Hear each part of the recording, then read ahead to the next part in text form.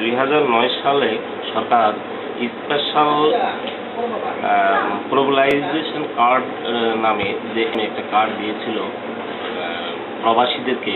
সেক্ষেত্রে কুয়েতে আমার জানা মতন 225 জন লোক তখন SBS এর কার্ড পেত। সেই কার্ডটাতে আমি দেখেছি, আমি এক্সচেঞ্জ হাউসে কাজ করে বিদায় তখন অনেক লোক এটার জন্যে আগ্রহ প্রকাশ করে করব যে সরকার যদি এটাকে কন্টিনিউ করে তাহলে আমাদের দেশে বৈদেশিক রেমিটেন্সের ক্ষেত্রে অনেক অগ্রগতি হতে পারে।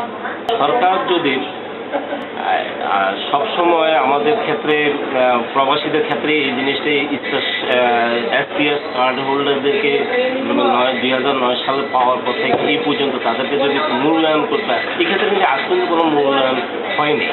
কোথাও কেউ কোনো মূল্যায়িত হয়েছে কিনা আমার জানা নাই। আমিও একজন SPC কার্ড হোল্ডার, আমি আপনাকে দেখাচ্ছি। এই দেখেন আমার এই সে কার্ডটা।